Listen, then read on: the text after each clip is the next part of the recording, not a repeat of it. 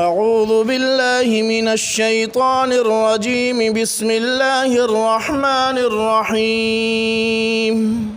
يا أيها المزمل قم الليل إلا قليلا نصفه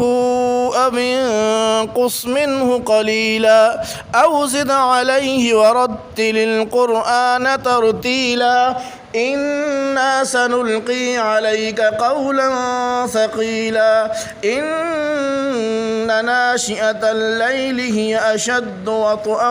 وأقوم قيلا إن لك في النهار سبحا طويلا واذكر اسم ربك وتبتل إليه تبتيلا رب المشرق والمغرب لا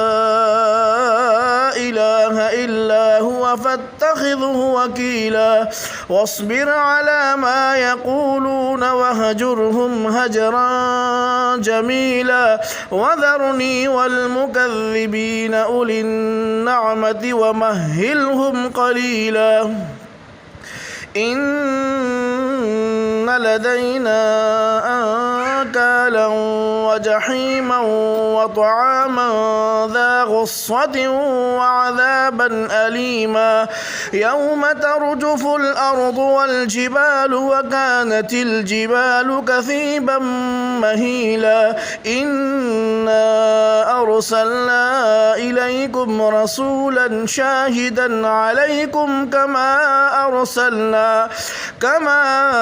أرسلنا إلى فرعون رسولا فعصى فرعون الرسول فأخذناه أخذا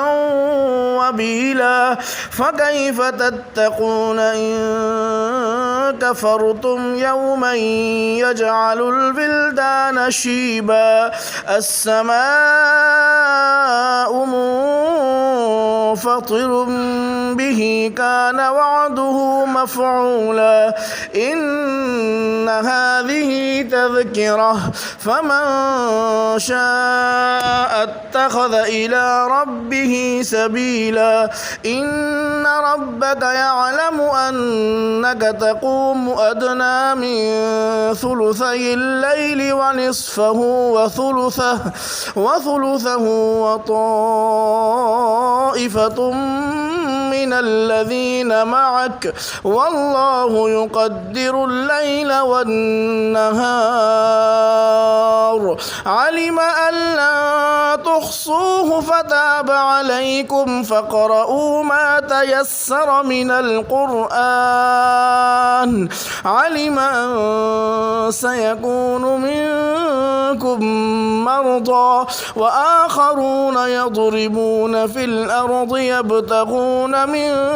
فضل الله وآخرون يقاتلون في سبيل الله فاقرؤوا ما تيسر منه وأقيموا الصلاة وآتوا الزكاة وأقرضوا الله قرضا حسنا وما تقدموا لأنفسكم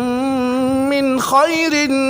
تجدوه عند الله هو خيرا وأعظم أجرا واستغفروا الله إن الله غفور رحيم.